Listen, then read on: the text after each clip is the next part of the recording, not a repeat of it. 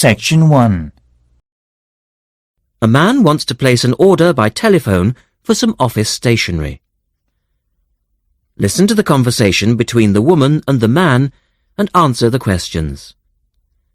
First, you have some time to look at questions 1 to 6.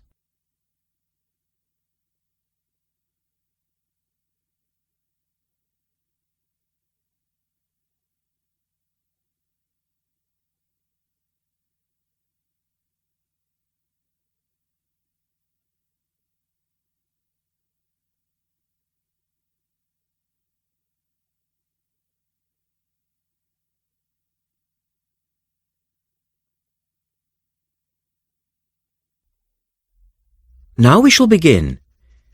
You should answer the questions as you listen because you will not hear the recording a second time. Listen carefully and answer questions 1 to 6.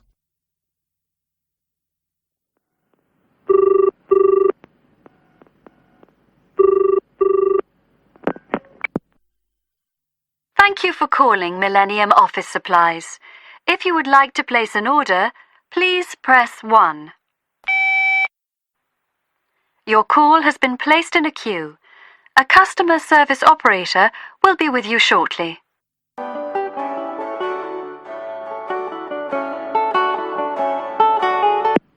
Gina speaking. How can I help you? Oh, hello. I'd like to order some stationery, please. And who am I speaking to?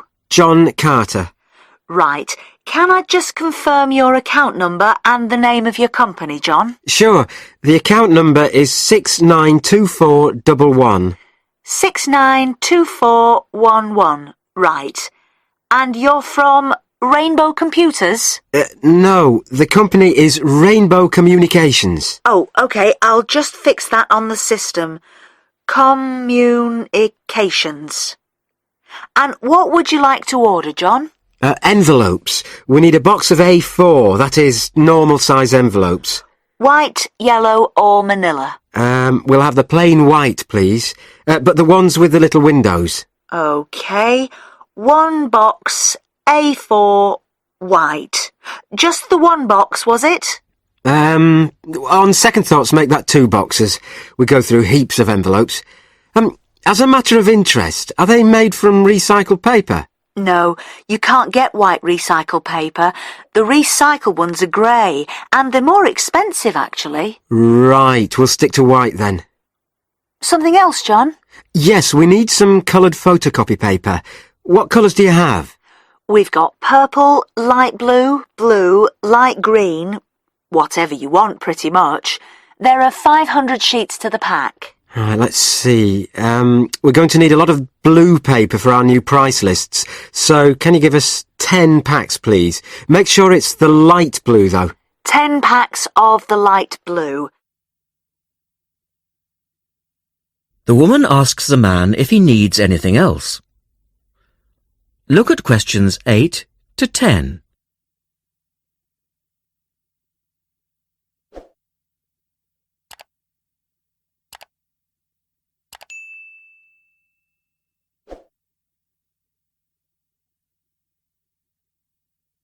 Now listen to that conversation and answer questions 8 to 10. Anything else that we can help you with? Let me think. What else do we need? I'm sure there was something else. Pens, paper clips, fax paper, computer supplies, office furniture? Oh yes, we need floppy disks. Do you have those nice coloured ones? Yes, but they're a bit more expensive than the black ones. Oh, that's all right. I'm not paying anyway. Right. Floppy disks. And what about diaries for next year? We've got them in stock already, and it's a good idea to order early. No, I think we're all right for diaries. But something we do need is one of those big wall calendars. You know, one that shows the whole year at a glance. Do you stock those? We certainly do. OK, can you include a wall calendar then, with the other stuff? Just make sure it's got the whole year on the one side. Sure. And do you have a copy of our new catalogue? No, I don't, but could you send one? Yes, I'll pop one in with the order. You'll find it a lot easier to remember what you need if you have our catalogue in front of you next time. Yes, good idea. And when can you deliver this? Should be with you tomorrow morning. Can you make sure that it's not after 11:30 a.m? Because I have to go out at 12. There's only myself here on Fridays. Fine. I'll make a note on the delivery docket that they should deliver before 11:30. Thanks very much. Thanks. That is the end of section 1. You now have half a minute to check your answers.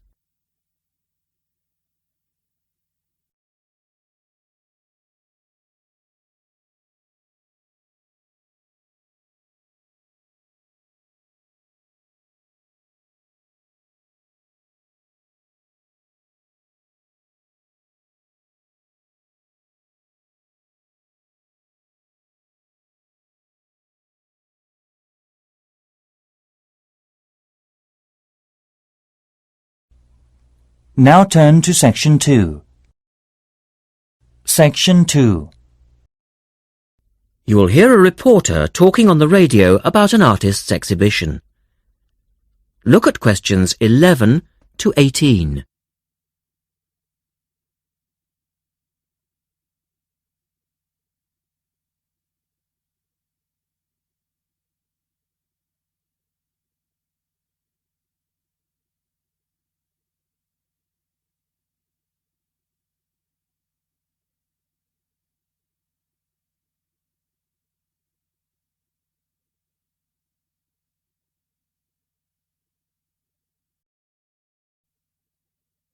As you listen to the first part of the talk, answer questions 11 to 18.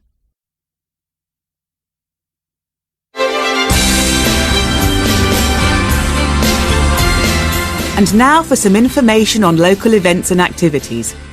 A couple of announcements for art lovers and budding artists alike. First, a new collection of artwork is going on show to the public next month in the form of an artist's exhibition. The exhibition will include many different types of art, over 100 different pieces by 58 artists from the local area. It's being held at the Royal Museum, which, for those of you who are unfamiliar with the area, is located opposite the library in West Street, right on the corner. The actual address is number 1 Queen's Park Road. It isn't difficult to find. The exhibition will run for 9 weeks and will begin on the 6th of October and continue until the 10th of December. So there's plenty of time for you to go along and have a look, and I'm sure that will be worth doing. What will you see there? Well, amongst the items on display will be some exciting pieces of modern jewellery, furniture, ceramics, metalwork and sculpture. To give you some examples, local artist Kate Main will be there to discuss her collection of pots and bowls that she has made to resemble garden vegetables. They're the sort of thing that would brighten up any dining table and range from things like yellow cabbage-shaped bowls to round tomato-shaped teapots. Prize winner Cynthia Corse will also be there to talk about her silver jewellery, all of which she produced using ideas from the rural setting of her country home. Some of her rings are quite extraordinary and have beautiful coloured stones in them. Or, if you prefer sculpture, there's plenty of that too. Take, for example, Susan Cupp's sculpture of 25 pairs of white paper shoes. It sounds easy, but believe me, it looks incredible. All of these items, along with many others, will be on sale throughout the exhibition period. As part of the exhibition, there will be a series of demonstrations called Face to Face, which will take place every Sunday afternoon during the exhibition, and these will provide an opportunity for you to meet the artists. Now look at questions 19 and 20.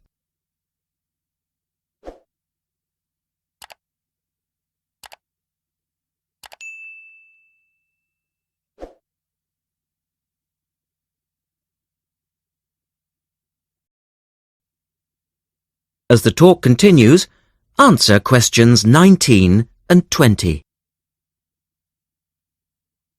The second set of activities are for those who would prefer to indulge in some artwork themselves. The Artists' Conservatory are holding a series of courses over the autumn period.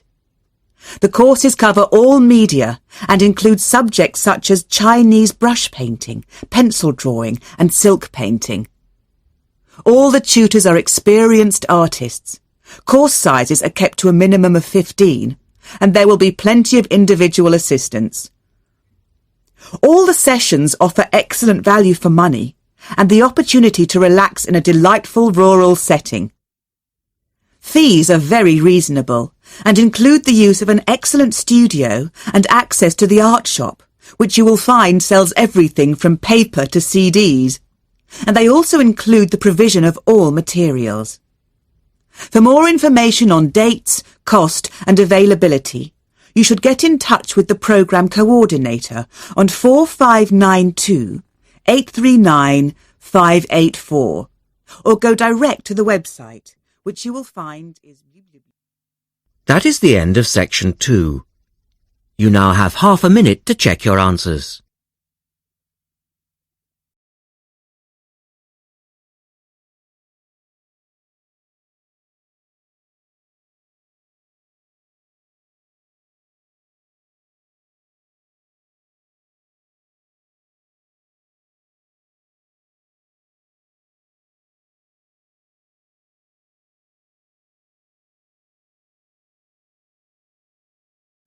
Now turn to section 3.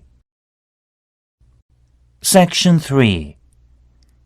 In this section, you will hear an interview with a wildlife specialist called Alison Sharp talking about bears. In the first part of the discussion, they are talking about the history of the bear. First, look at questions 21 to 23.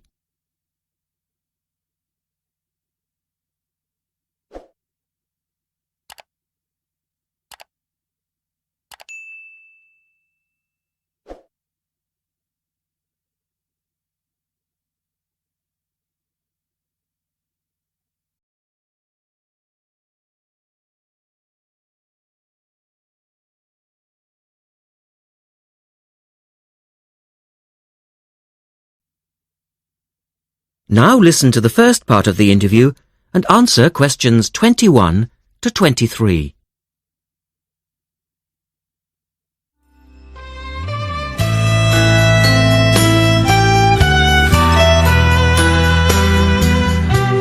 Alison Sharp has spent much of her life researching bears, and in particular, bears in danger of extinction. She is the author of a recent book on bears, and we welcome her to the studio today. Thank you. Delighted to be here. First of all, can you give us a quick overview of the history of the bear family? Well, the bears we know today actually have as their ancestors bears which have been evolving for some 40 million years. We have fossils of the earliest true bear, and it's important to emphasize this because some creatures are called bears but are not. Such as koalas, for instance. Yes, exactly.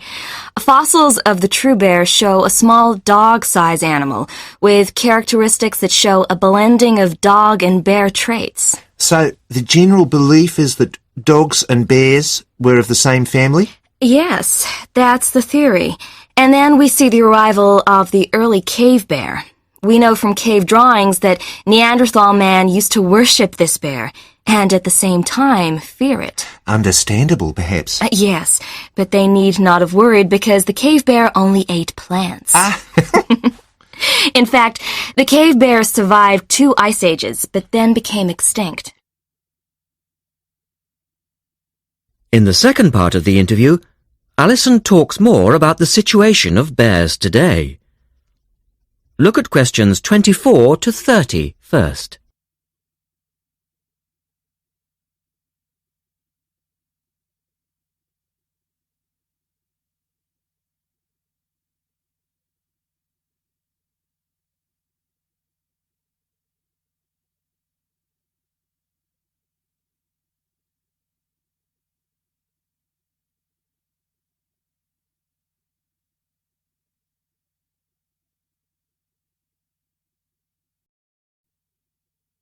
Listen carefully and answer questions 24 to 30.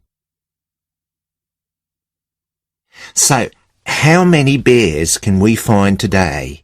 And are any of them in danger of extinction? Well, I'll answer your first question first. There are 8 species of bear in all, among them the American black bear and the brown bear, from which evolved the newest species of bear, the polar bear. So, how old is the polar bear? Oh, he's a relative newcomer, just 20,000 years old. And could you tell us a little about them? Which is the largest bear, for instance? Well, the largest bear existing today is either the polar bear or the brown bear. Right. Don't we know? Well, it depends which criteria you use. The polar bear is the heaviest. The male weighs up to 1,500 pounds, but his narrow body actually makes him look smaller than the much more robust brown bear. So, the brown bear appears the biggest. Yes. And the smallest? Well, the sun bear is the smallest of the 8 species. They only weigh between 60 and 145 pounds. That makes him a comparative junior. Yes. And then next we have the so-called giant panda.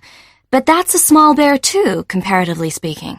And are all bears meat eaters? No, not at all. In fact, the giant panda is almost entirely herbivorous, living on a diet of 30 types of bamboo. Ah, yes, of course. Pandas are famous for that. And another interesting bear is the sloth bear, which eats insects, particularly termites. He can turn his mouth into a tube and suck the insects out of their nests. So, going back to my second question, are bears really in danger of extinction? Yes, indeed, they are.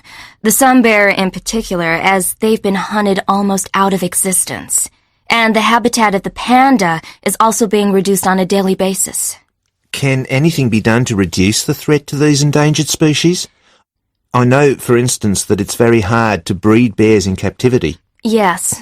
Well, I think that by raising people's awareness generally, we can reduce conflict between humans and animals, to stop the slaughter in parts of the world where bears are still hunted, supposedly in self-defense or to protect livestock, but often quite unnecessarily. And we can also encourage governments to preserve the natural environment of the bear, rather than allow the areas where they live to be systematically destroyed in the name of progress. Yes, of course. And in addition to these global efforts, all profits from the sale of my book will go toward the United Nations Bear Protection Program. That's wonderful.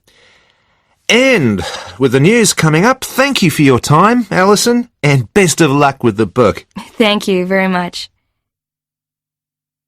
That is the end of section 3. You now have half a minute to check your answers.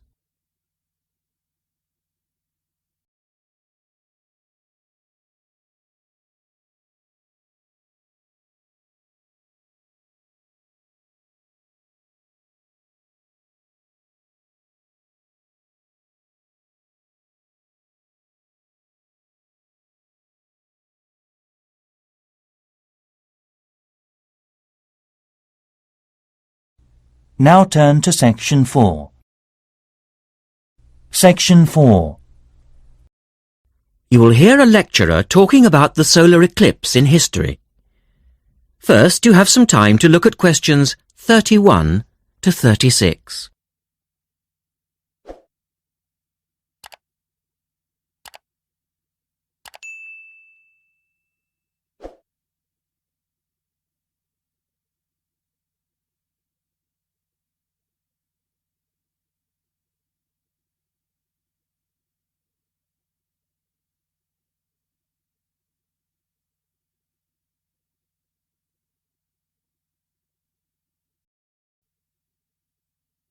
Now listen carefully and answer questions 31 to 36.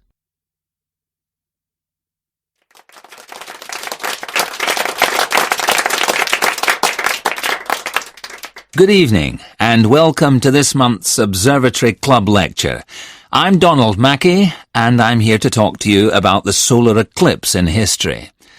1,000 years ago, a total eclipse of the sun was a terrifying religious experience. But these days, an eclipse is more likely to be viewed as a tourist attraction than as a scientific or spiritual event. People will travel literally miles to be in the right place at the right time to get the best view of their eclipse. Well, what exactly causes a solar eclipse when the world goes dark for a few minutes in the middle of the day? Scientifically speaking, the dark spot itself is easy to explain. It's the shadow of the moon streaking across the Earth. This happens every year or two, each time along a different, and to all intents and purposes, a seemingly random piece of the globe. In the past, people often interpreted an eclipse as a danger signal heralding disaster, and in fact the Chinese were so disturbed by these events that they included among their gods one whose job it was to prevent eclipses. But whether or not you're superstitious or take a purely scientific view, our earthly eclipses are special in three ways. Firstly, there can be no doubt that they're very beautiful. It's as if a deep blue curtain had fallen over the daytime sky as the sun becomes a black void surrounded by the glow of its outer atmosphere. But beyond this, total eclipses possess a second, more compelling beauty in the eyes of us scientists, for they offer a unique opportunity for research. Only during an eclipse can we study the corona and other dim things that are normally lost in the sun's glare. And thirdly, they are rare. Even though an eclipse of the sun occurs somewhere on Earth every year or two, if you sit in your garden and wait, it will take 375 years on average for one to come to you. If the moon were any larger, eclipses would become a monthly bore. If it were smaller, they simply would not be possible. The ancient Babylonian priests, who spent a fair bit of time staring at the sky, had already noted that there was an 18-year pattern in their occurrence, but they didn't have the mathematics to predict an eclipse accurately. In the second part, the speaker talks about a number of scientists. Look at questions 37 to 40.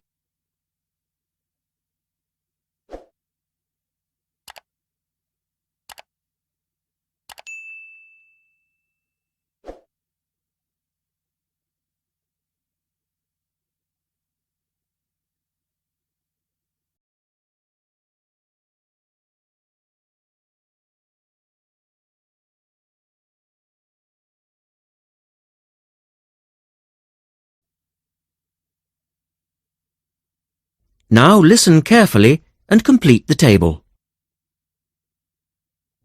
It was Edmund Halley, the English astronomer, who knew his maths well enough to predict the return of the comet, which incidentally bears his name, and in 1715 he became the first person to make an accurate eclipse prediction. This brought eclipses firmly into the scientific domain, and they've since allowed a number of important scientific discoveries to be made. For instance, in the eclipse of 1868, two scientists, Janssen and Lockyer, were observing the sun's atmosphere, and it was these observations that ultimately led to the discovery of a new element. They named the element helium, after the Greek god of the sun. This was a major find, because helium turned out to be the most common element in the universe after hydrogen. Another great triumph involved Mercury. I'll just put that up on the board for you now. See, there's Mercury, the planet closest to the sun, then Venus, Earth, etc. For centuries, scientists had been unable to understand why Mercury appeared to rotate faster than it should. Some astronomers suggested that there might be an undiscovered planet causing this unusual orbit, and even gave it the name Vulcan. During the eclipse of 1878, an American astronomer, James Watson, thought he'd spotted this so-called lost planet. But, alas for him, he was later obliged to admit that he'd been wrong about Vulcan and withdrew his claim. Then Albert Einstein came on the scene. Einstein suggested that, rather than being wrong about the number of planets, astronomers were actually wrong about gravity. Einstein's theory of relativity, for which he is so famous, disagreed with Newton's law of gravity in just the right way to explain Mercury's odd orbit. He also realized that a definitive test would be possible during the total eclipse of 1919, and this is indeed when his theory was finally proved correct. So there you have several examples of how eclipses have helped to increase our understanding of the universe. And now let's move on to the social aspects. And I think That is the end of section 4. You now have half a minute to check your answers.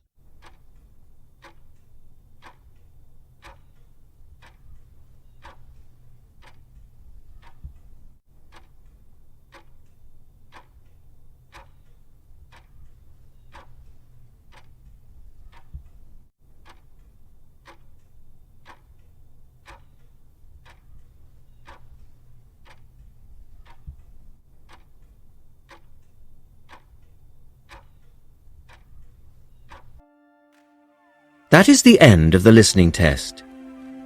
At the end of the real test, you will have 10 minutes to transfer your answers to the listening answer sheet. Published by and copyright Pearson Education Limited, 2001.